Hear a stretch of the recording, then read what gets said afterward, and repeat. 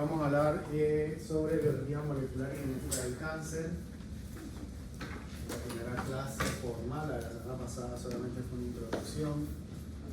Y bueno, la idea de esta clase es un poco entender por qué se genera el cáncer, cuáles son los mecanismos que utiliza o por qué mecanismos una célula normal pierde su control y pasa a ser una célula cancerosa. Bueno, lo primero es entender un poco qué es el cáncer. Vamos a ver, doctora, su nombre. María Cárdenas. María Cárdenas. Para usted, ¿qué es el cáncer? ¿Cómo definiría el cáncer?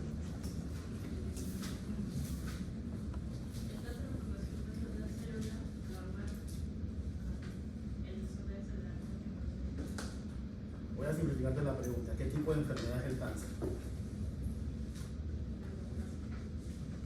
¿Qué tipo de enfermedad? ¿Una enfermedad infecciosa? ¿Una enfermedad reumatológica? ¿Una enfermedad inflamatoria? ¿Una enfermedad? Esa es la pregunta. Es una enfermedad inflamatoria. O sea, yo tomo AINE y se me quita. Degenerativo. Degenerativo. Degenerativo. Una enfermedad degenerativa. Puede caer dentro de la clasificación. Muchas enfermedades crónicas son degenerativas. ¿Tu nombre es? Alan, doctor. Alan. Doctora, ¿tu nombre? Ana. Para ti, ¿qué es el cáncer? ¿Qué tipo de enfermedad? Una enfermedad autoinmune. Pero tomando prednisona se nos quita. Pero, o sea, no todo no es tan mal, solamente que hay que aterrizar. Veremos que tenemos de todo un poco. ¿Tu nombre? Fabricio. ¿Qué tipo de enfermedad es cáncer? Citológica, significa eso. Dime otra enfermedad citológica. Cuando el tipo de enfermedad son grupos de enfermedades. ¿Tu nombre? ¿Qué tipo de enfermedad es el cáncer? Una enfermedad genética. Esa es la respuesta correcta. El cáncer es de la primera enseñanza de todo el curso. El cáncer es una enfermedad genética. Ahora, cuando hablamos de enfermedad genética, lo primero que se nos viene a la mente es pediatría, con todos los trastornos genéticos hereditarios. Ese no es el tipo de enfermedad genética del cual estamos hablando, porque no todo lo genético es hereditario. Hay enfermedades genéticas hereditarias, que son las que se pasan de generación en generación a través de los genes germinales, pero hay genes somáticos que hay alteraciones adquiridas a lo largo de la vida, y de eso se trata el cáncer, una alteración genética adquirida. ¿Hay cánceres hereditarios? La respuesta es sí, solamente representan del 10 al 15% de los casos, pero la gran mayoría de los casos son alteraciones adquiridas en la información genética. Es la información genética la que controla todas las funciones de la célula. Así que para que una célula se descontrole, al final lo que se necesita es alterar la información genética, ¿ok? Esas alteraciones generalmente van a ser o en la secuencia de la información genética, que es lo que llamamos una mutación, o va a ser en la expresión de la información genética, que lo veremos adelante en los mecanismos de silenciamiento genético o cambios epigenéticos, ¿okay? Estas alteraciones se dan como consecuencias en errores de replicación, exposición a carcinógenos. ¿Qué es un carcinógeno? Es toda sustancia química, física o biológica que produzca un daño en la información genética y que pueda inducir cáncer. Ejemplos: carcinógeno físico clásico, la luz del sol. Algo físico sobre la piel produce cambios o alteraciones en la información genética de los melanocitos, que puede inducir a la generación de un melanoma. No solo los melanocitos, también las otras células de la piel, que pueden desencadenar en un cáncer espino o vaso celular. Un carcinógeno químico clásico, el humo del tabaco, que tiene más de 1000 sustancias nocivas y que al entrar en contacto con el epitelio respiratorio produce alteraciones a nivel del pulmón y induce la formación del cáncer de pulmón. y carcinógenos biológicos, como pueden ser los agentes infecciosos clásicos, el virus del papiloma humano, el Helicobacter pylori, el virus de la hepatitis, que en sus diferentes órganos van a inducir diferentes cánceres por mecanismos que ustedes en su momento me tendrán que explicar en las charlas, ¿ok? Y otro proceso importante es la falla en los procesos de reparación. El organismo tiene mecanismos para reparar daños. Estos mecanismos se van haciendo defectuosos a lo largo de la vida. Por eso, en concepto general, el cáncer es una enfermedad de los adultos mayores. Ojo, todos van a conocer a alguien o tengo un primo que tiene un hermano, historias de gente joven con cáncer hay, sin embargo, no es la gran mayoría. El gran grueso de pacientes se encuentran entre la quinta, sexta, séptima y octava década de la vida con cáncer. Y una de las explicaciones es esto, que ya a esas edades empiezan a declinar los procesos de reparación, no son tan efectivos y empiezan a acumularse daños. Todas las personas en todo momento están generando daños en su información genética, pero el cuerpo está reparándolos inmediatamente. Cuando se pierde esa reparación o esa capacidad de reparación, es que se van generando problemas, ¿ok? Vamos a hablar mucho de esto. Vamos a explicar un poco sobre el origen clonal. Yo sé que no anda en hematología, pero a diferencia de las neoplasias hematológicas, si ustedes cuando ven hematología, por lo menos vean el mieloma múltiple. El mieloma múltiple es una neoplasia de origen monoclonal. Significa que hay muchas células, pero de una se genera todo el tumor. Una neoplasia monoclonal. Los tumores y los hematólogos ven todo lo que tiene que ver con leucemias, linfomas y mielomas. Los oncólogos médicos son los que nos encargamos de todos los otros tumores sólidos que le llamamos, y en los tumores sólidos el origen es policlonal. ¿Qué significa eso? Que si el mismo epitelio respiratorio está expuesto crónicamente al humo del tabaco, todas las células pueden desarrollar alteraciones genéticas, pero diferentes.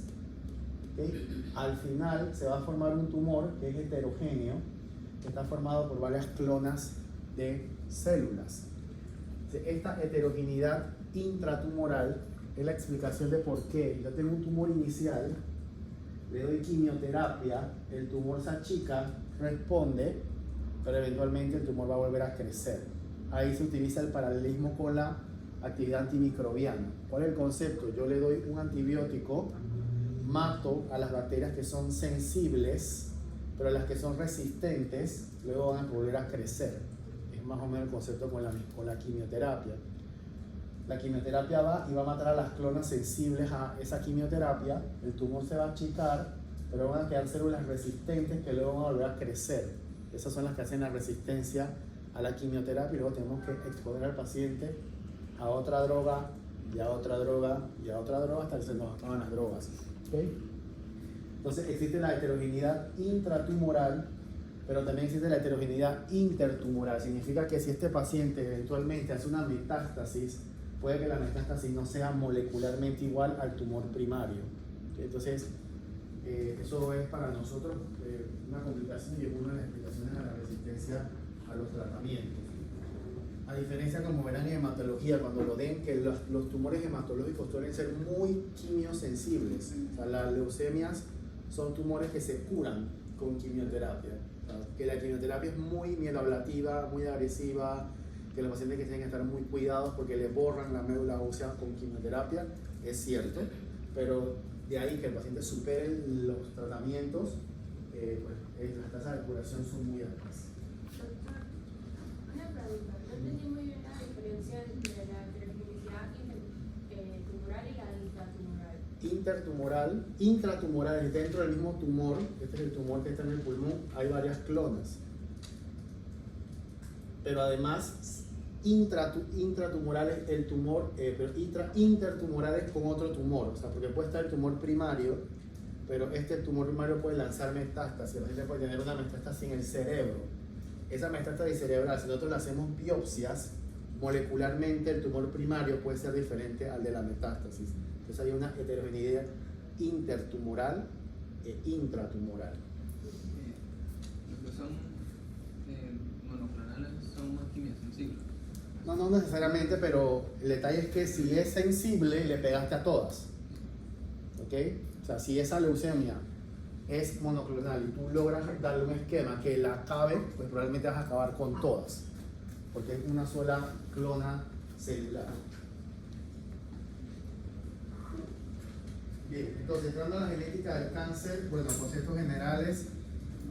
Esta es la estructura del ADN, que tiene el azúcar, en este caso la deoxirribosa, donde se van a unir los nucleótidos, siempre la adenina juntada con la tiamina, siempre la citosina con la guanina. Esto está formado o esto está conectado por puentes de hidrógeno y puentes de fosfodiéster, que son los que dan la energía. Y esto va a adquirir una estructura helicoidal, que es la estructura clásica. ¿Okay? Dentro de toda esta estructura del ADN o toda la información genética, entonces están los genes. ¿Qué es un gen? Es una porción de esta información genética que secuencia una proteína o un ARN funcional. Eso es lo que se conoce como un gen. ¿Okay? Un gen es una secuencia de la información genética que me va a transcribir o traducir a una proteína o a un ARN funcional. Por eso es que ahorita en oncología, este es el concepto porque es importante, porque yo toda la clase les voy a estar hablando de alteraciones genéticas, pero no nos vamos a poner a ver la secuencia genética, vamos a empezar a hablar de proteínas, porque al final el gen codifica para una proteína y la que va a estar alterada es la proteína. Y vamos a ver cómo esas alteraciones genéticas desembocan en alteraciones proteicas que llevan a la generación del cáncer. Este es el dogma de la biología molecular, de la información genética que está en el núcleo. Esto se puede replicar. Replicar es a través de la DNA polimerasa, que es la duplicación del ADN hacia dos células hijas con la información genética exacta. Eso se hace a través de la DNA polimerasa. También puede pasar la transcripción, que es el paso de DNA a RNA por la RNA polimerasa. Y luego esta RNA polimerasa sale al citoplasma y en unas estructuras llamadas ribosomas se va a traducir de RNA polimerasa a una proteína. ¿Okay? Por eso al final siempre hablaremos de alteraciones en el ADN, pero hablaremos o explicaremos a través de proteínas. ¿Okay?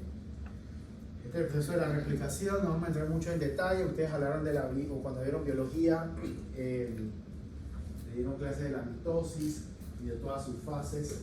Pero básicamente, para resumir, cuando una célula necesita duplicarse o dividirse, necesita repartir su información genética hacia sus dos células hijas, y para hacer eso la información genética debe desenrollarse y cada una de estas hebras va a dar origen a dos hebras exactamente igual. Y eso se sabe por qué, porque siempre la tiamina va a ir unida a la adenina y siempre la citosina va a ir a la guanina, y eso se encarga la DNA polimerasa. Al final, a partir de una información genética, se crean dos células exactamente iguales, cada una hacia su núcleo. En la transcripción, ese pedazo de ADN, a través de la RNA polimerasa, va a crear un RNA prematuro o precursor, y luego va a dar origen a un RNA maduro. ¿Por qué? Información importante. La información genética está formada por intrones y exones. Los exones son las partes codificantes, los intrones son porciones no codificantes. Cuando se da el proceso de la transcripción, se tienen que eliminar los intrones porque no dan pasos codificantes, y cuando se unen realmente todos los exones es donde está la información genética importante. Esto es un RNA maduro que va a ir al citoplasma a ser traducido a una proteína. ¿Okay? Una vez en el rizosoma se empieza a leer la información, y cada tres bases se forma un ¿cómo se llama esto? Se me fue la palabra.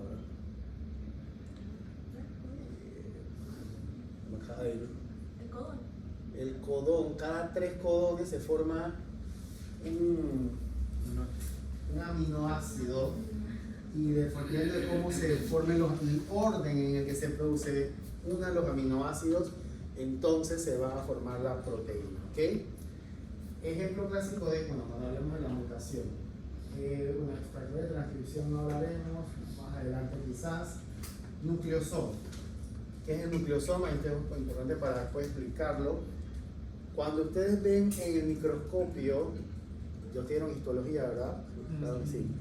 Cuando ustedes veían el núcleo, así se ven los genes o los cromosomas, en realidad. Esos cromosomas son los que tienen la información genética empaquetada. ¿Y por qué tienen esa estructura? Porque está la información súper enrollada sobre estas estructuras que se llaman nucleosomas. Al final los nucleosomas están a su vez formados por histonas, son octámeros de histonas. Octámeros porque hay 8 de estas proteínas que están aquí. Y sobre estos octámeros de histonas la información genética se va a ir enrollando hasta que adquiere esta forma, los brazos cortos y los brazos largos de los diferentes cromosomas. ¿Okay? Más allá de eso, las histonas tienen unas colas que pueden recibir ciertas informaciones, y eso va a hacer que sea más fácil o más difícil que se desenrolle la hebra. Más adelante veremos por qué esto es importante. Bien, cuando hablamos de genética del cáncer, son importantes dos grupos de genes, los oncogenes y los genes supresores tumorales. Todos tenemos en el organismo estos genes, y básicamente los oncogenes son genes que están encargados normalmente de estimular la proliferación celular, mientras que los genes supresores tumorales son genes que normalmente tienen la función de inhibir la proliferación celular. Entonces hablaremos de cada uno de ellos. Realmente oncogen es cuando ya está patológico, porque realmente su nombre fisiológico son protooncogenes. ¿Okay? En un organismo normal, los protooncogenes son genes que estimulan el crecimiento y la proliferación celular. Y como el organismo no le interesa estar creciendo de manera descontrolada, los protooncogenes son genes altamente controlados. El cuerpo los tiene bajo control. Entonces, cuando un protooncogen sufre alguna alteración, entonces pasa a ser patológico un oncogen. ¿Y qué mecanismos son los clásicos por los cuales se activa un oncogen? Son por las mutaciones puntuales, amplificación del ADN o rearreglo cromosómico. ¿Qué es una mutación puntual? Es cuando en la información genética uno de esos codones, simplemente por quitar uno y poner otro, ya se causa toda una alteración genética. ¿Okay? Ejemplo clásico, la anemia falciforme. Doctor, aquí adelante, su nombre. ¿Cuál es la alteración genética en la anemia falciforme? Que el depósito está en forma de medallo. Esa es la causa estructural, me refiero a la alteración genética. Eso es la manifestación al final clínica, pero genéticamente. Solamente se reemplaza una base. ¿Cuál es la base? El bacilo. Aún así. No me acuerdo cuál era. En la posición B, en la sexta posición de la hemoglobina se reemplaza el ácido glutámico por valina. Eso tienen que haberlo escuchado. Exacto. Estoy seguro que lo han escuchado, nada más tienen que desempolvar la información. En la cadena beta de la hemoglobina, en la sexta posición, se reemplaza un ácido glutámico por valina. O sea, un solo codón. Y ese cambio de esa sola información hace lo que dijo la compañera, que el eritrocito, en vez de tener una forma redondeada, adquiere una forma en hoz. ¿Okay? Y eso desemboca en una patología por la cual el eritrocito ya no puede atravesar las arteriolas con facilidad, porque cuando tiene la forma así redondito se puede aplastar y a pasar, la forma de hoz se queda trabada. Y eso causa las crisis vasooclusivas. Cuando hay ahí empieza a haber necrosis de esa parte del tejido, porque no se puede. Volvemos a lo que queríamos hablar. Son mutaciones puntuales. Lo importante aquí es que las mutaciones puntuales son dominantes. ¿Qué significa que sea dominante? Todos tenemos dos alelos, uno que heredamos del padre y uno que heredamos de la madre. Con que se mute un solo brazo, un solo alelo, ya el gen está disfuncional, ¿ok? Por eso es dominante. La amplificación del ADN lo veremos más adelante con un ejemplo, y rearreglo cromosómico es esto que está aquí, ¿ok? Esto es un rearreglo cromosómico típico de hematología, pero se los pongo aquí porque fue el primer rearreglo cromosómico descrito, en el cual hay un intercambio entre el brazo largo del cromosoma 9 y el brazo largo del cromosoma 22. Estos son los cromosomas normales, pero hay un rearreglo cromosómico. Este pedazo de aquí se cruza para acá y este se cruza para acá, y resultado se genera la proteína ABRBCL, que es lo que se conoce como el cromosoma Filadelfia. Y esta presencia de este cromosoma de Filadelfia causa leucemias crónicas, ¿okay? Entonces esa es la base biológica de esa tumoración. Entonces, pero lo importante acá, volvamos, estos son los tres mecanismos más importantes, ¿ok? Entonces, esta es una vía molecular. Esto es la membrana, citoplasma, núcleo, y todo lo que está en verde son protooncogenes que, si son alterados, entonces están susceptibles de ser oncogenes, ¿okay? Recuerden, todas estas son proteínas normales del cuerpo que tienen la función de estimular proliferación o crecimiento. Entonces, si ellas están mutadas, esa proliferación, bueno, normalmente están controladas. Cuando se mutan, pierden ese control y estimulan crecimiento. Esta es una lista, eso no se lo tienen que aprender, obviamente, simplemente para que sepan los diferentes oncogenes comunes en la oncología y en los diferentes tumores, ¿ok? Genes supresores tumorales. En las células normales inactivan el crecimiento celular, ¿ok? Entonces, en el cáncer, estos genes deben ser eliminados, porque ellos inactivan el crecimiento y al cáncer no le interesa esto. Entonces, ¿cómo se inactivan? Por mutaciones puntuales también, pero en este caso deben ser recesivas. Significa que se necesita mutar los dos alelos para que el gen pierda su capacidad, por deleciones del gen, que es cuando se pierde todo un brazo del cromosoma. Ahí no es ya que se intercambia, es que se pierde todo el pedazo del gen, o silenciamiento genético, que ahorita explicaremos qué es esto de silenciamiento genético. Ejemplo de gen supresor tumoral, nuevamente, no es un caso de oncología nuestra de adultos, pero se lo menciono nuevamente porque es el primer gen supresor tumoral que fue descrito, que es el retinoblastoma. Primero, ¿qué es el retinoblastoma? Es un tumor raro en pediatría, ¿ok? Pero ¿qué se daban cuenta los pediatras? Que existían dos tipos de niños con retinoblastoma. Estaban los niños que tenían tumores unilaterales, y esos niños simplemente se les enucleaba el ojo, se le quitaba el ojo. Es un tumor del ojo, de la retina. Se hacía una enucleación y ese niño sobrevivía. Pero había niños que tenían tumores bilaterales o que desarrollaban uno muy cercano al otro, y lo que se observaban en esos niños es que se enucleaban en el mismo tiempo o en dos tiempos diferentes, pero esos niños a lo largo de la vida desarrollaban otros tumores diferentes al retinoblastoma. Entonces empezaron a preguntar por qué pasaba esto, y la respuesta al final fue una respuesta genética, ¿okay? Nuevamente hay dos tipos de genes, están los cromosomas sexuales y los cromosomas somáticos. Si ese niño heredó de sus padres un gen defectuoso, porque eso viene de la información genética de un cromosoma sexual, es un retinoblastoma familiar.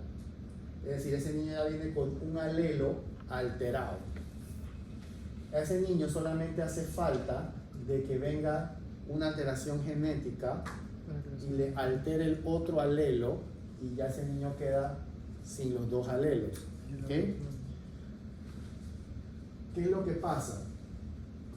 Que este niño, al ser una alteración genética hereditaria, todas las células de su cuerpo tienen alterado el retinoblastoma, la proteína del retinoblastoma, que ahorita veremos la importancia más adelante, pero que es un gen supresor tumoral. Entonces, este niño, como todas las células de su cuerpo están alteradas, entonces empieza a desarrollar los tumores del retinoblastoma, pero a lo largo de la vida puede desarrollar otros tumores. ¿Okay? Eso es diferente acá. Este niño, sus familiares tienen sus genes bien. Él nació con sus genes bien. Él va a desarrollar un primer golpe en las células de la retina, se muta un alelo, y hay un segundo golpe que le muta el segundo alelo, pero en las células de la retina también. Entonces ese niño desarrolla un tumor de ojo unilateral. Pero yo saco ese ojo y problema solucionado. El resto de las células de ese niño tienen su proteína retinoblastoma funcionando. ¿Okay? Eso se llama la teoría de los dos golpes. Y estos son los mecanismos por los cuales se da estas alteraciones: recombinación mitótica, conversión genética y no inclusión. Eso no se le va a preguntar más que los mecanismos, no tenemos que entrar en detalles de eso. Aunque aquí está la explicación, pero no vamos a entrar en detalles, ¿ok? Esto se lo puede explicar. Este es otro gen supresor tumoral, se llama el gen de la APC. Para los que den charla de cáncer de colon, esto es parte de la charla de ustedes. Pero bueno, básicamente esto es el colon. Cuando ustedes ven el colon, histológicamente esto es lo que ven. ¿Okay? Ven estas vellosidades colónicas. Acá en el fondo de las criptas es donde están las células madre. ¿Okay? Y estas células madre son las que van a dar origen al epitelio intestinal. Este epitelio debe ir evolucionando, madurando, hasta que llega al final y esta célula se facela. La facela se pierde al lumen. El intestino está en constante recambio celular. Es algo normal. Y esta proliferación celular está dada por un grupo de genes, dentro de los cuales está la APC. La APC es un gen supresor tumoral que evita el crecimiento. Cuando la APC está mutada y pierde su control, entonces estas células del epitelio colónico empiezan a proliferar sin control, ¿okay? Y se empiezan a formar estos crecimientos anormales que al final van a ser un pólipo. La manifestación clínica es un pólipo intestinal, pero que si no se quita a tiempo, ese pólipo intestinal va a evolucionar hacia un cáncer de colon. ¿Okay? Esto es bien simplista, lo que acabo de explicar, pero lo que tiene que dar la charla me tiene que dar mucho más detalle de cómo pasa esto, pero básicamente es a través de la alteración de la APC. Y esta alteración de la APC también puede ser hereditaria. Este es un colon normal, pero si es hereditaria, ese paciente tiene la alteración, todas las células de su cuerpo tienen alterado el APC, y lo que desencadena es esto, una poliposis adematosa familiar. Este paciente tiene lleno de pólipos todo el colon, y estos pacientes tienen un alto riesgo de sufrir cáncer de colon en su vida, por lo cual la conducta terapéutica es colectomía total a tempranas edades. Estos son otros tumores, no vamos a entrar en detalle. Hay lista de los supresores tumorales, simplemente para que tengan una referencia, no es para que se los aprendan. Lo que les hablé son genes. Ahora vamos a hablar de cambios epigenéticos. ¿Qué significa un cambio epigenético? Cambia en la expresión, pero no hay alteración de la cadena. En los otros supresores y protoncogenes había que ver una alteración en la estructura. Acá no hay un cambio en la estructura. Acá hay un cambio en la expresión, y hay dos mecanismos para los cambios epigenéticos: la metilación del promotor o la modificación de esas histonas que les expliqué anteriormente. ¿Qué es el promotor? El promotor es la información genética. Bueno, aquí vamos a una pregunta. Doctora, ¿su nombre? Ya me lo dijo. No le he preguntado a usted. ¿Su nombre? Carla. Soy muy malo con los nombres, así que se la está preguntando todo. Carla, de toda la información genética, ¿qué porcentaje tú consideras que codifica? Codifica son los genes que dan proteínas. De todo el 100%, ¿qué porcentaje es codificante? Tienes que decir un número del 1 al 100. Esa es la pregunta que te estoy haciendo. 70. 70%. Doctor, ¿su nombre? Rosalito Muñoz. ¿Qué porcentaje de la información genética es codificante? 50. 50%. Doctor, ¿usted atrás su nombre? Casey. ¿Qué porcentaje considera usted? 60%. Es aproximadamente el 5%. ¿Ok? 5% de la información del genoma. El genoma humano no tiene mucho tiempo de haber sido codificado. Ustedes pueden estar pequeños, pero eso fue como alrededor del año 2000. O sea, no, eso tiene 25 años. ¿Ustedes tendrán cuánto? ¿Tienen 25 años? O sea, no, son más jóvenes. O sea, aquí hay que desde 21, creo. O sea, yo soy viejo, ya, ¿verdad? 20, es 20. Bueno, antes que ustedes nacieran, un par de años, apenas se hizo la codificación del genoma humano. Eso no es una cosa que tenga, no tenemos 50 años conocerlo.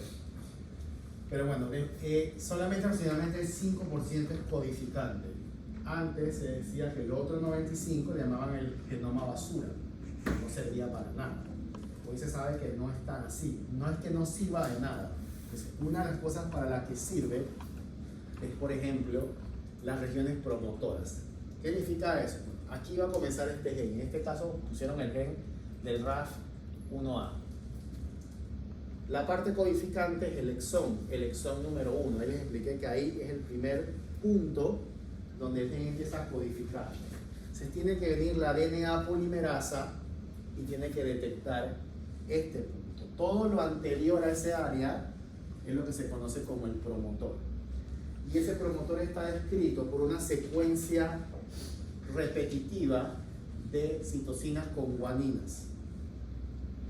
Básicamente, cuando les explico esto, es como que esta es la pista de aterrizaje que le indica a la DNA polimerasa que tiene que caer aquí para empezar la lectura de ese gen. Entonces, el otro 95% no es que sea basura, sino que quizás no codifica, o quizás nosotros todavía no hemos terminado de entender el genoma humano. Esa es la otra explicación. Pero, ¿qué pasa con este promotor? No sé si lo puse aquí, no. ¿Qué es lo que pasa en el cáncer? Bueno, no hay una alteración de la información genética, pero esa célula cancerosa lo que empieza a hacer es colocar grupos metilos aquí, en este área, y entonces simplemente la DNA polimerasa, al estar esto metilado, no lo reconoce, y dicho en palabras sencillas, no tiene una pista de aterrizaje. Entonces simplemente la DNA polimerasa pasa de largo. Entonces, sin alterar la secuencia genética, yo produje cáncer que no se leyera esa información genética. Y si esa era una información genética de protección, pues simplemente no se va a dar esa protección que proveía ese gen. ¿Okay? El otro mecanismo es la modificación de las histonas, que ya les hablé de estos octámeros. ¿Qué es lo que sucede acá? Para que la información genética sea leída, primero tiene que ser desenrollada. Primero tiene que soltarse esa porción para que se pueda leer. Entonces, ¿qué hacen las células cancerosas? En estas colas de las histonas se colocan grupos metilos, acetilos, o se deacetilan algunos. Lo que producen es que estas colas queden como compactadas, esas estructuras, no se produce el desenrollamiento y por lo tanto no se pueda leer la información genética. Entonces, nuevamente, no hay una alteración en la estructura, pero se produjo un silenciamiento genético. Ese gen fue silenciado. Y nuevamente eso va a pasar en los genes de protección, porque eso es lo que le interesa al cáncer, eliminar a los genes que nos protegen. ¿Okay? Llevando esto un poco a la parte celular, estas son las vías de señalización. Nuevamente, este es el núcleo, perdón, este es la membrana, este es el citoplasma y este es el núcleo. ¿Okay? Cada célula detecta la información o le llega la información a través de diferentes ligandos, factores de transcripción, hormonas, diferentes sustancias que van a transmitir información a receptores. Esos receptores desencadenan información intracitoplasmática que va a desencadenar en el núcleo, así que la célula muere, migra, crece, adhiere, te diferencia. Son muchas vías moleculares, obviamente no nos vamos a aprender todas. Obviamente en todos los cánceres no están activas todas las vías y no es el objetivo que se las aprendan todas, sino que vamos a tomar a una como referencia y vamos a aprender cómo funcionan casi todas, porque básicamente casi todas tienen la misma fisiología, la misma fisiopatología, ¿ok? Entonces vamos a hablar del receptor, vamos a hablar del factor del crecimiento epidérmico, el PGF, ¿ok? Factor de crecimiento, por sus siglas en inglés, factor de crecimiento epidérmico. Y el receptor es el EGFR, receptor del factor de crecimiento epidérmico, ¿ok? Los receptores es general, pueden cambiar un poco o variar la estructura, pero todos van a tener una porción ectocitoplasmática o el ectodominio, esta es la parte que está por fuera de la célula, van a tener el dominio transmembrana y van a tener la porción citoplasmática.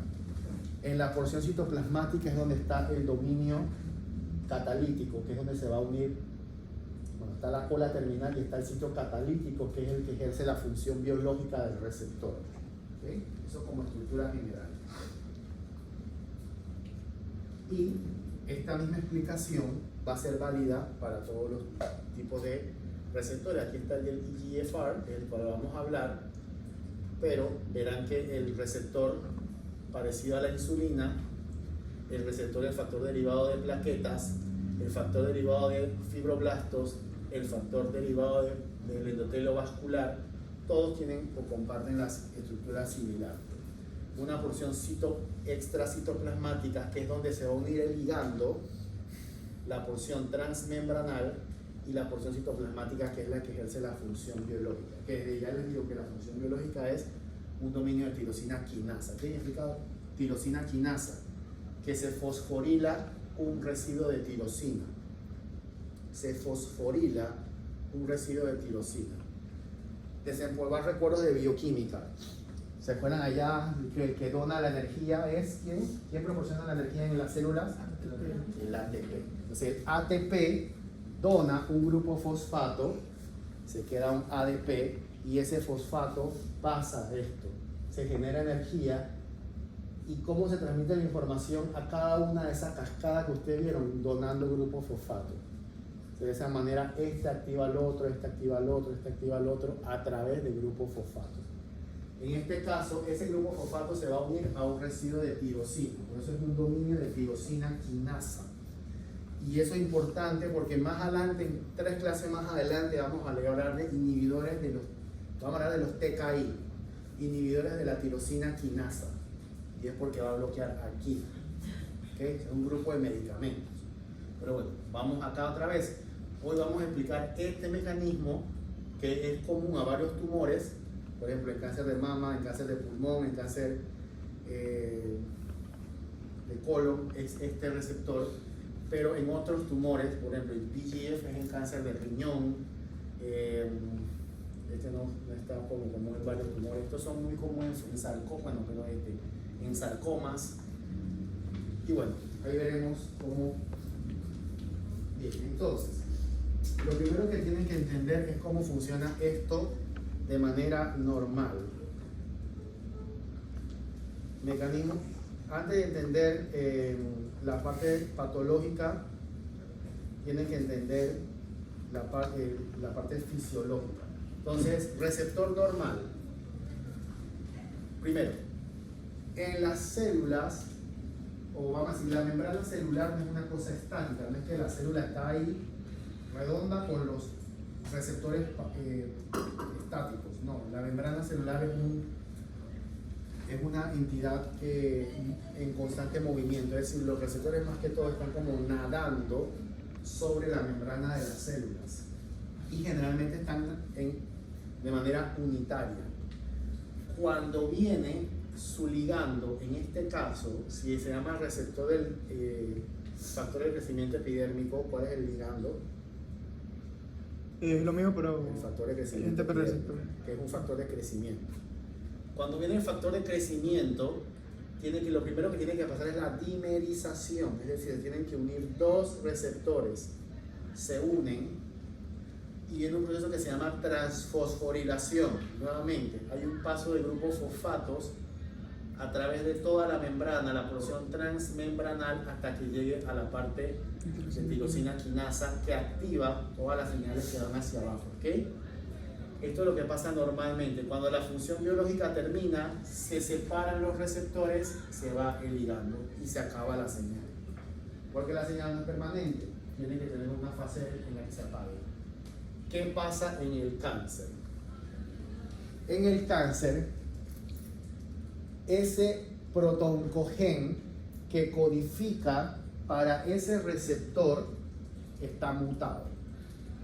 Y al estar mutado, produce una proteína anormal que representa un receptor anormal. ¿Eso está claro? Gen anormal produce una proteína anormal que desencadena en un receptor anormal. Ese receptor anormal, ¿qué significa? Bueno, puede significar que el receptor se activa en ausencia del ligando, no lo necesita. O dos, que incluso se trunca la parte extracelular, pero está constitutivamente activo, ¿okay? Constantemente activo, no se apaga. Hay, por ejemplo, el cáncer de mama, esto aplica para el cáncer de mama, hay un subtipo de cáncer de mama que se llama HER2. Bueno, lo debe haber dicho, pero este EGFR son 4 receptores, una familia de 4. EGFR1, HER1, HER2, HER3 y HER4.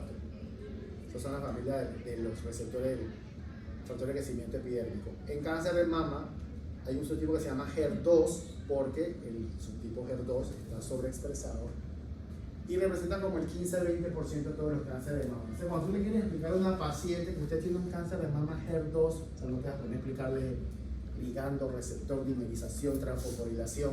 Eso no es. O sea, uno lo que le explica a la paciente es, bueno, mira, usted tiene un cáncer de mama.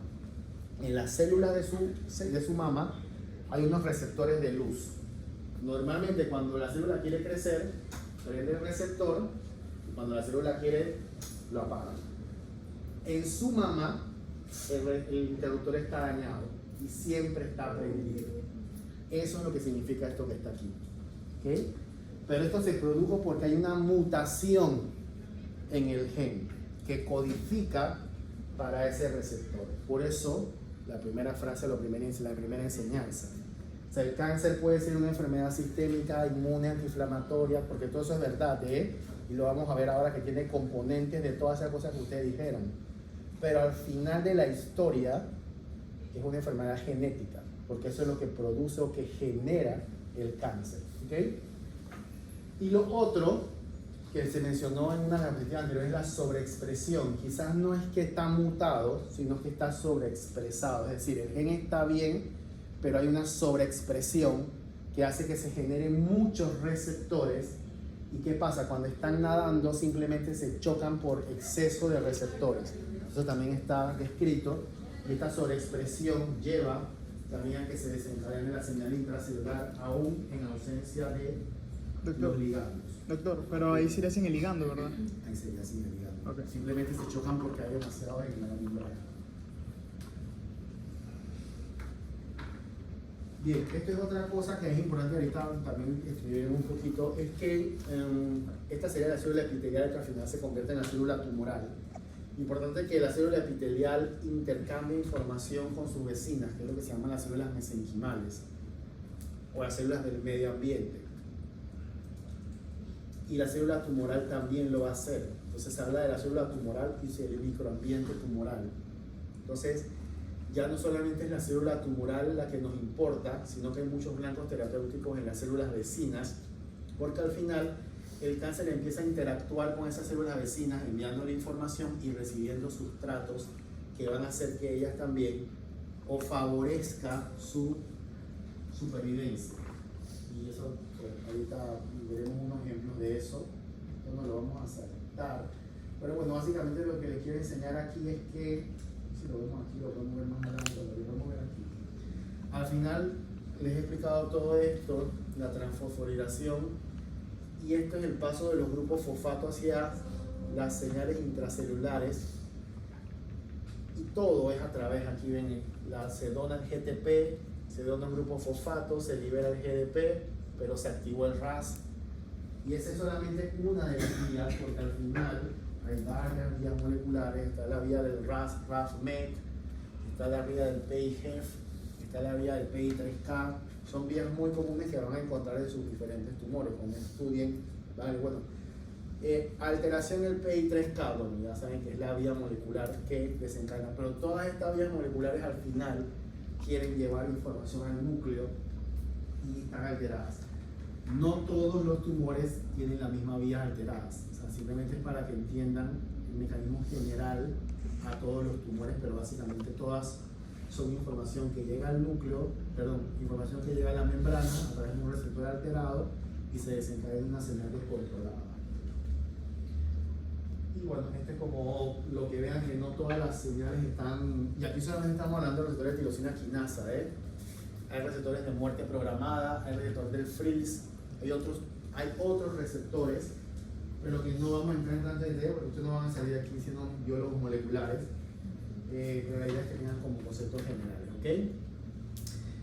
Ahora vamos a hablar de ciertas cosas un poco más específicas, o de alteraciones un poco más específicas. Vamos a hablar del ciclo celular. El ciclo celular, esta parte ustedes también la dieron, ustedes dieron la mitosis. No les voy a poner a dibujar las diferentes fases de la mitosis, en algún momento lo tuvieron que hacer. A mí lo único que me interesa es que ustedes entiendan que la mayoría de las células, o sea, el cuerpo no le interesa estar en constante crecimiento. Así que la gran mayoría de las células del cuerpo están en estado quiescente, están en el G0. ¿Okay? Van a haber diferentes estímulos que van a llevar a esa célula a decidir entrar en la mitosis. Entonces tienen que entrar en una fase G1, la fase de síntesis G2 y luego viene propiamente la mitosis. ¿Okay? Esto es lo que se conoce como el ciclo celular. Y ese proceso llamado ciclo celular está altamente controlado. Está altamente controlado sobre todo en este periodo, en la fase del G1. ¿Okay? Entonces en esta fase del G1 hay lo que se llama el punto de control R, que es el punto del no retorno. Si se pasa ese punto, la célula se va a dividir. Entonces esta es la fase más larga porque esta es la fase en que la célula tiene que corroborar que todo está bien para que esa célula se vaya a dividir bien y no se mande a dividir una cosa mala. ¿Okay? Este punto R es lo que controla la proteína del retinoblastoma a través de un apoyo con unas se llama el complejo de ciclina CDK. Ellas son las encargadas sobre todo las 4-6, la ciclina D con el complejo derivado de ciclinas 4-6 son varias, pero en esta fase específica, ciclina D y la quinasa dependiente de ciclina 4-6 es la encargada de hacer este paso en el punto R. Si eso se da, y eso se da porque esta ciclina D recibe información de factores de crecimiento, de factores de acá, de citocinas, de otras vías moleculares, y al final ella la va a recibir la información de si la célula tiene que dividirse o no. Si una vez ella va y decide que hay que dividirse, pasa el punto R y ahora es donde entra en función la proteína del retinoblastoma. Y vamos a verla aquí, o creo que es más fácil verla acá. Esta es la proteína del retinoblastoma. Es un gen supresor tumoral. Su función es evitar el crecimiento y la proliferación. ¿Y cómo lo hace? Fisiológicamente, normalmente su función ¿cuál es? Tener secuestrado a esto, el E2F1, que es un factor de transcripción. ¿Okay? Entonces, su función en la vida es esta, tenerlo secuestrado. ¿Okay? Porque esta es una proteína, un factor de crecimiento que estimula a que la célula vaya hacia la mitosis. Entonces la proteína del retinoblastoma simplemente se encarga de tenerlo secuestrado. Esa es su función biológica. Fisiológicamente, cuando el cuerpo necesita dividirse, entonces lo hiperfosforila, porque él está fosforilado, pero cuando necesitamos liberarlo, se hiperfosforila esto se libera el factor y este factor va al núcleo a decirle a la célula divide. Volvamos al ejemplo del niño con el retinoblastoma. Ese niño tiene una mutación, hablemos de los dos niños, puede ser que lo hizo somático o el germinal. Sea como sea, tiene un retinoblastoma mutado. O sea que esta proteína no cumple su función y este 2F está constantemente libre, induciendo la mitosis. Entonces ese tejido empieza a dividirse y genera tumores. ¿Okay?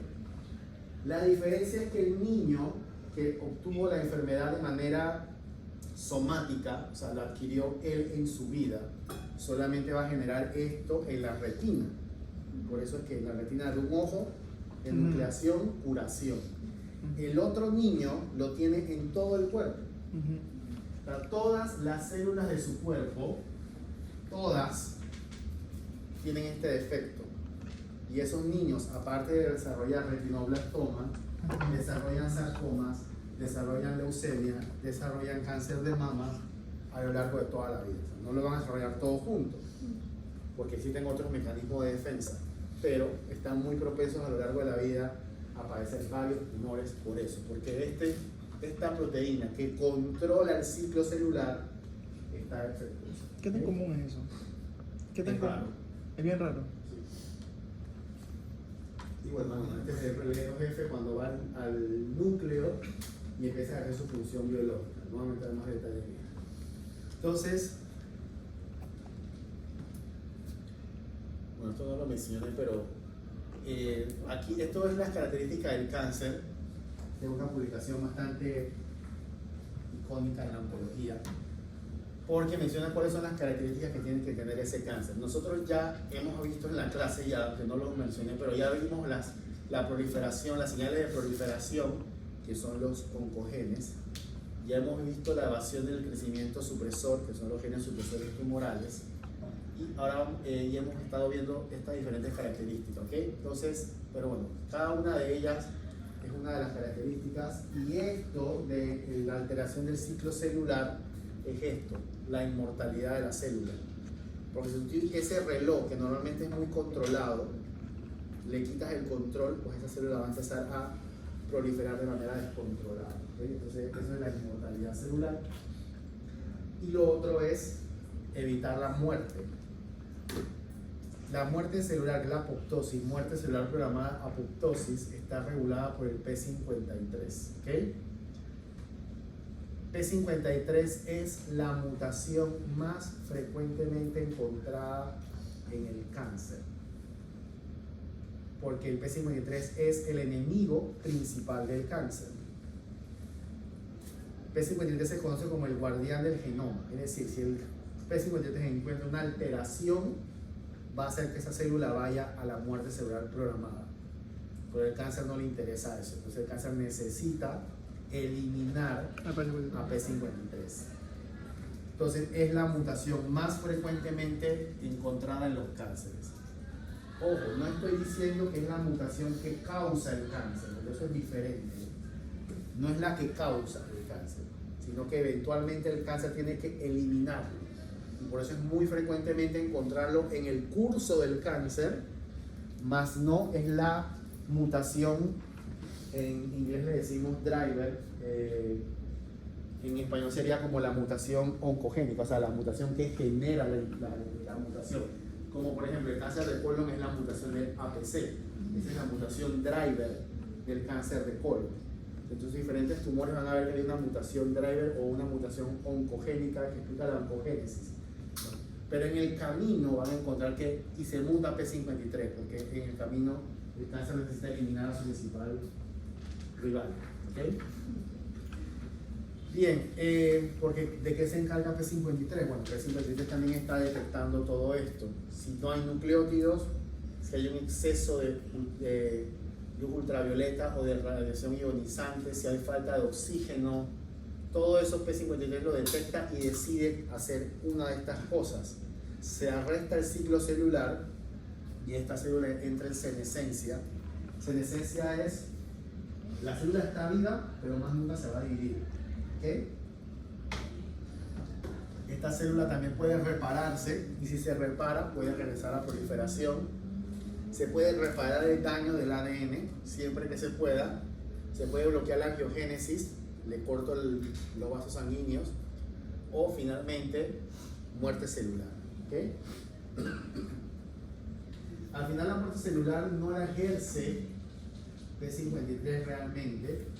Si ella detecta que hay que eliminar a la célula, entonces se lo encarga al BCL2.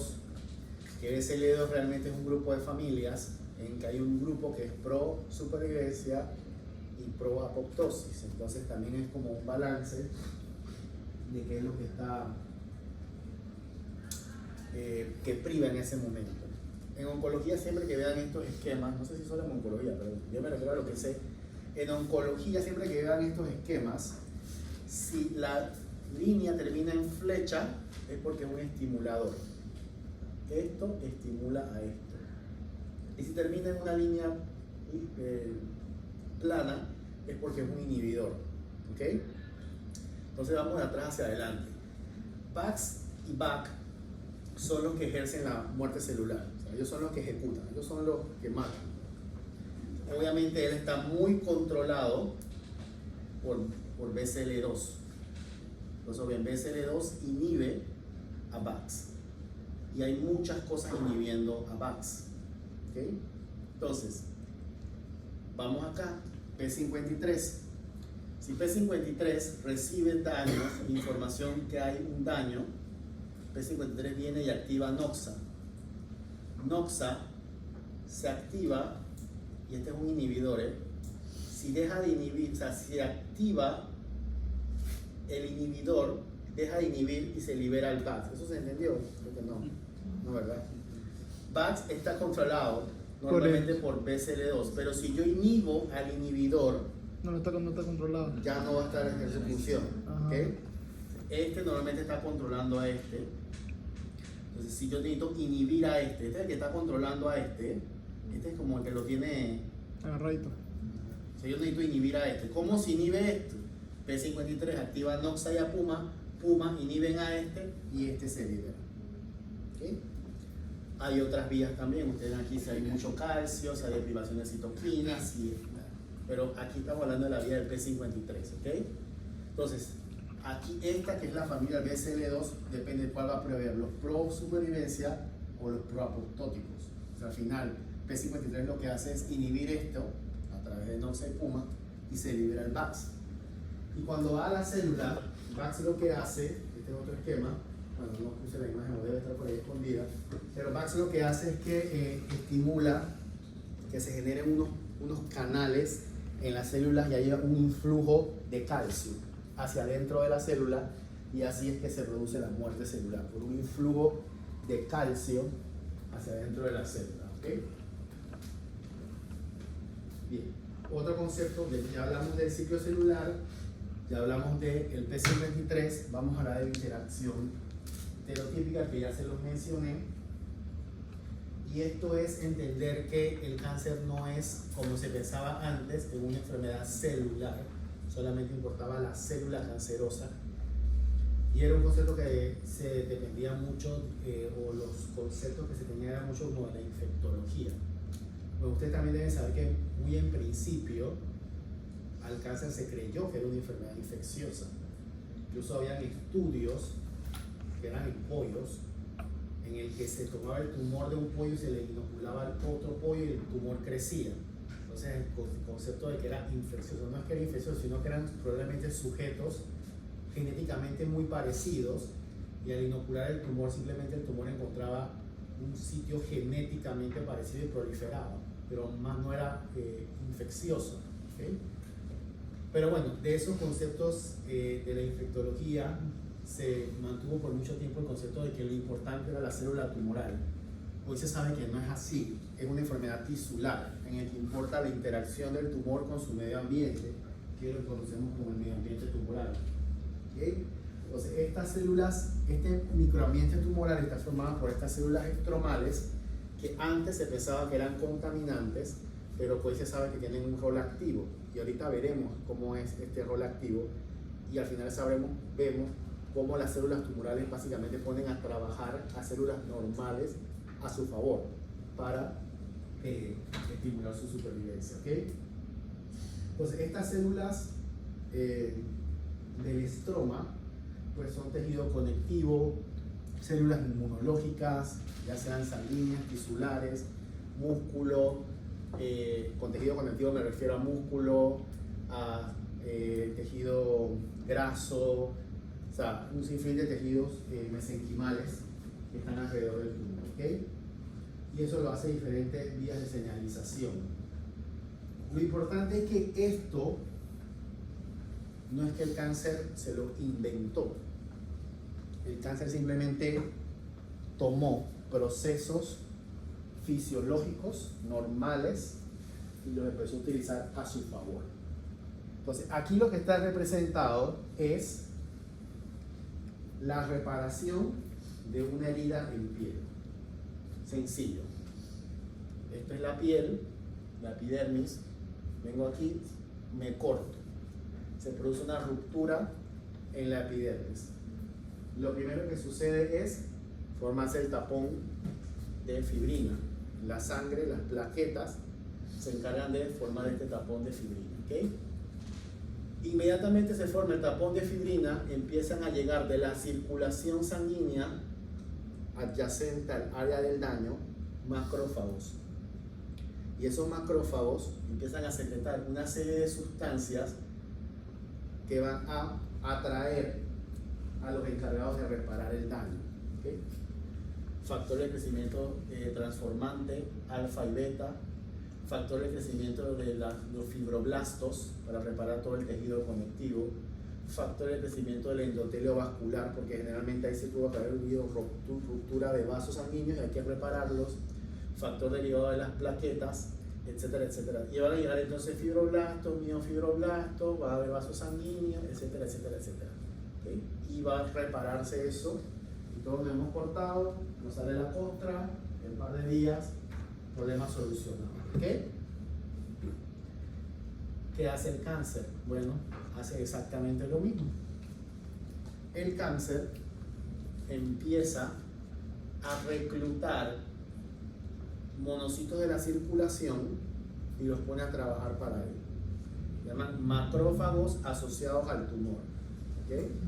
Son células normales, no son tumorales, células normales. ¿Y qué hace ese macrófago cerca del tumor? Empieza a producir exactamente lo mismo. Proteasas.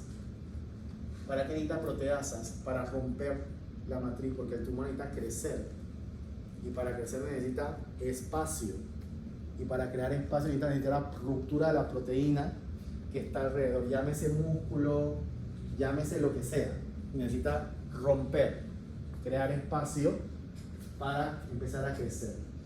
Empieza a secretar factores angiogénicos, porque el tumor también necesita alimentarse, así como necesita alimentarse el órgano normal donde está alojado, él necesita alimentarse, y necesita alimentarse más porque metabólicamente la tasa de metabolismo de los tumores es más elevado que de las células normales, así que necesita vasos sanguíneos específicos, que lo conocen como angiogénesis. Pero además empieza a secretar factores de crecimiento, en este caso epidérmico, que va a la célula, activa esos receptores y sigue la cascada intracelular de proliferación y crecimiento. ¿Okay? Entonces, el cáncer interactúa con su medio ambiente para ponerlo a trabajar. Vamos a hablar de esto. Vamos a caer aquí en la angiogénesis. Como les expliqué, esto es un vaso sanguíneo normal. Ustedes cuando vieron histología y tuvieron que dibujar el endotelio vascular, eran unas células, unos cubitos muy bien unidos unos con otros. El endotelio vascular es muy estructurado porque la sangre no se puede estar regando por ahí. Este es un epitelio muy estructurado y el tejido endotelial es muy estructurado. Sin embargo, en la angiogénesis es un proceso de creación de vasos sanguíneos pero anormales. Lo normal es la vasculogénesis. ¿Okay? Siempre que escuchen angiogénesis es porque es algo anormal. ¿Okay? La angiogénesis, a diferencia sí da vasos erráticos. ¿Okay? No son estructuralmente tan detallados y es por eso que la gran mayoría de los tumores también tienden a sangrar, porque no es un endotelio vascular normal como el proceso normal. Pero lo cierto es que el tumor requiere vasos sanguíneos para poder alimentarse. Y esto de la angiogénesis pues también es un balance entre factores pro y contra apoptóticos, casi todos derivados, y bueno, aquí la estructura importante va a ser el factor de crecimiento del endotelio vascular, que es el VEGF-A y B, y contra esto hay medicamentos, hay antiangiogénicos, son parte de las terapias anticancerosas. Y no solo eso, esto todo lo explico porque en esto del estroma o del medio ambiente hay diferentes drogas que están siendo estudiadas para atacar esto y unirlo a los tratamientos contra el cáncer. O sea que no es una cosa que se lo explico porque sí. En este caso, creo que lo más común son los antiangiogénicos que ya son sumamente utilizados, pero que existen otras drogas en desarrollo. Finalmente vamos a hablar sobre la metástasis, ya para ir terminando, porque esto es lo que realmente diferencia un tumor benigno de un tumor maligno. Los tumores benignos no tienen la capacidad de hacer metástasis. ¿Okay? No significa que los tumores benignos no puedan matar. Generalmente matan es por crecimiento local. Por ejemplo, el tumor benigno más común, bueno, el tumor cerebral más común es un tumor benigno llamado meningioma. ¿Okay? Pero por ser benigno no significa que no pueda matar, y puede matar, ¿por qué? Porque el cráneo es una estructura muy cerrada. Cualquier cosa que crezca ahí puede aumentar la presión intracraneal, o si crece en la fosa posterior puede causar una hernia del bulbo y producir una muerte. Entonces, pero el concepto es que los tumores malignos son los que pueden hacer metástasis. ¿Okay? ¿Y cómo hacen metástasis? Bueno, cascada, invasión y metástasis. ¿Okay? Pues esto del cáncer tampoco se lo inventó. También es un proceso fisiológico. ¿Okay? Porque cuando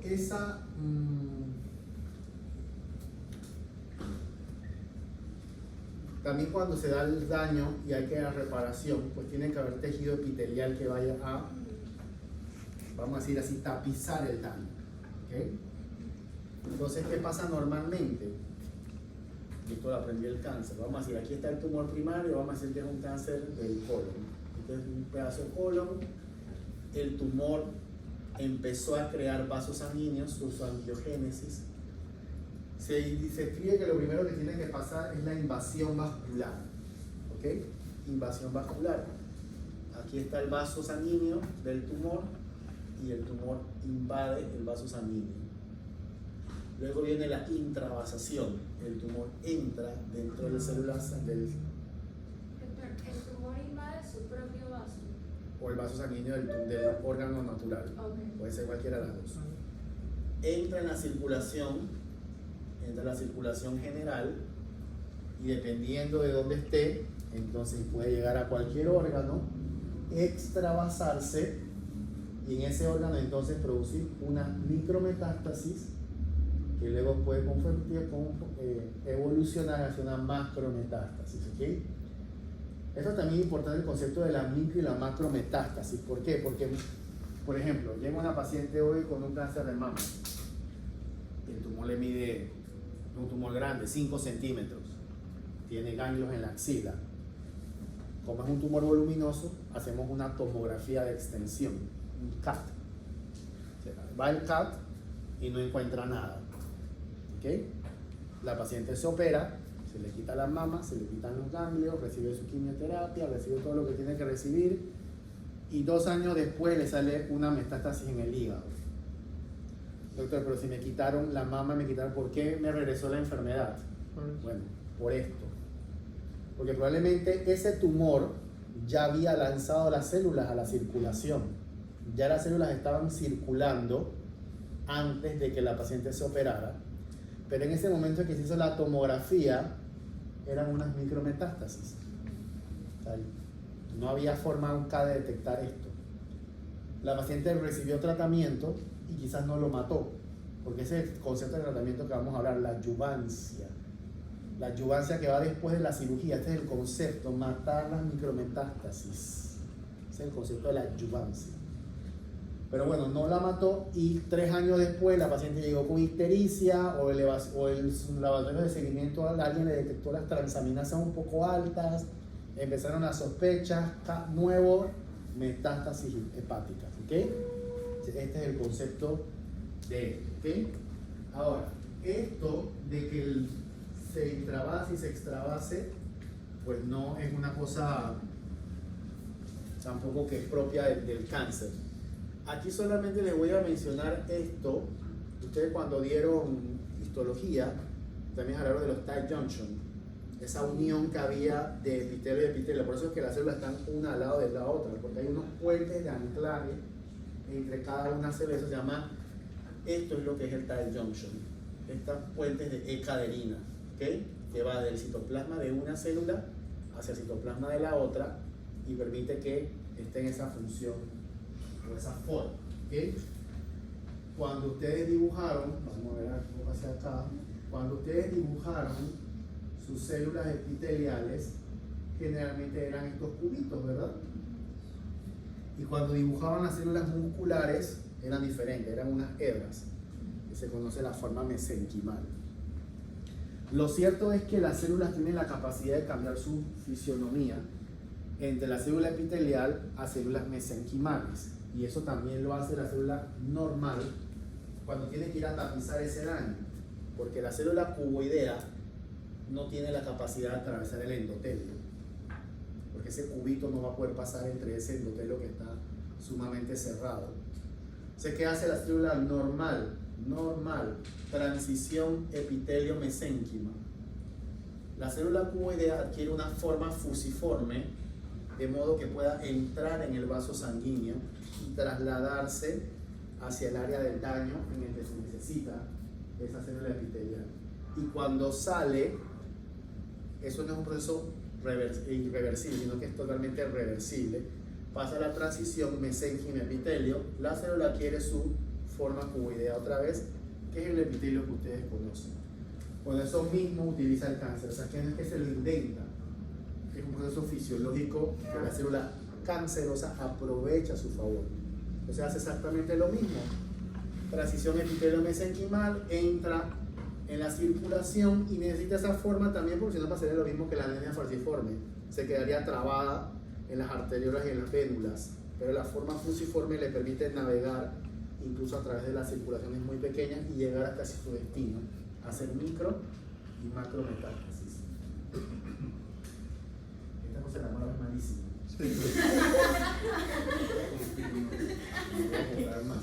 No, es malo, es muy malo. Vaya a ser sótano, estamos en la máquina. Gracias, hasta la próxima. Bien, no vamos a hablar de esto. Esto es bien importante y esto tienen también cuando ustedes sus charlas, tienen que explicar cuáles son los sitios más usuales de metástasis de cada uno de los órganos. Y esto tiene una explicación en la circulación, ¿okay? Específicamente, por ejemplo, el colon, y por eso cuando en las charlas también tienen que hablar de irrigación arterial y drenaje venoso, porque la mayoría de las metástasis son por vía hematógena o por vía linfática, ¿okay?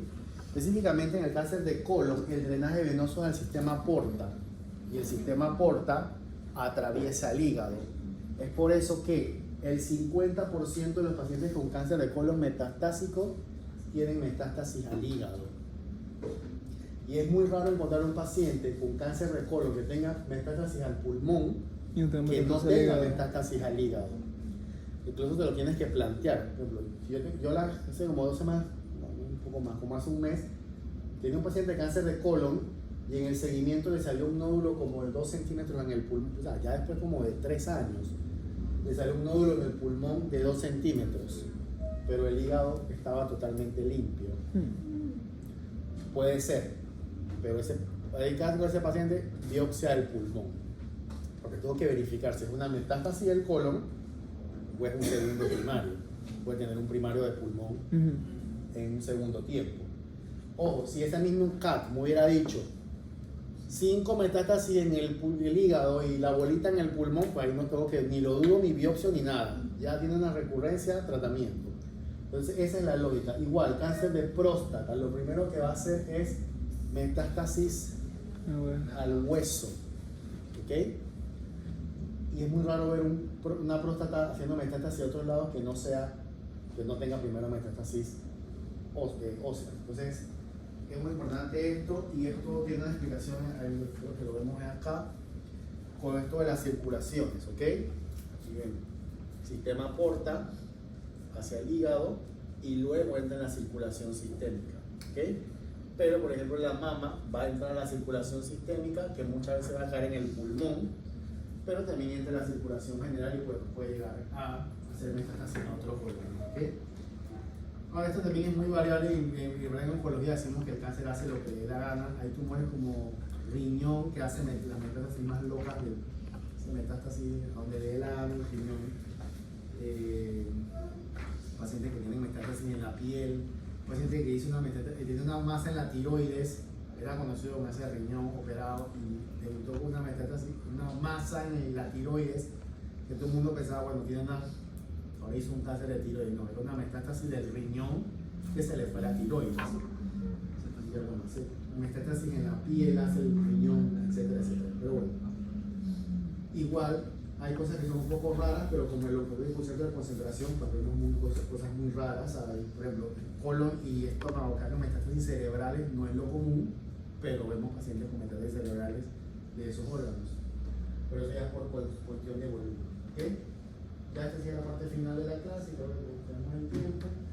Inmunología y cáncer es una clase específica, así que no voy a entrar mucho en detalle de eso, pero alguien lo mencionó por ahí, que es una enfermedad inmunológica, no sé quién fue que lo dijo, y no está lejos de la realidad, y veremos cómo interactúa el cáncer con el sistema inmunológico y cómo lo ignora, cómo se esconde, por decirlo así, ¿okay? Y es lo que estamos viendo ya, evadir la destrucción inmune.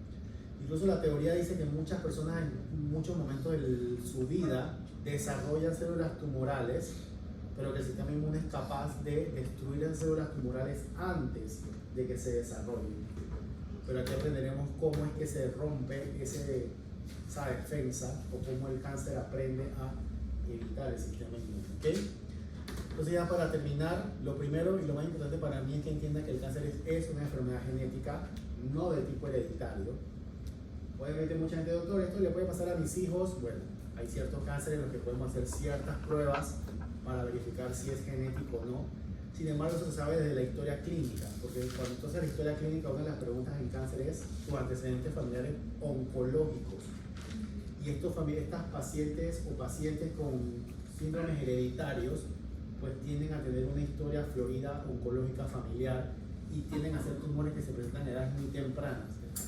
Por ejemplo, en el tumor de cáncer de mama ovario, síndrome hereditario de mama ovario, tengo una tía que a los 45, una prima que a los 35, mi abuela a tal edad, y todo en una sola línea, Porque hay gente que tengo una tía en la mamá y otra prima por papá. Esos son dos gentes separadas y esos son casos esporádicos. Entonces uno hace la historia clínica precisamente para sospechar si tiene cáncer hereditario y ver si se requiere hacer una prueba genética o no. ¿Okay? Ya aprendieron sobre los cánceres, las clases de genes, los oncogenes y los genes supresores tumorales, pero también que hay alteraciones que no son en la secuencia, son cambios epigenéticos, ya sea por metilación o por la afección de los nucleosomas.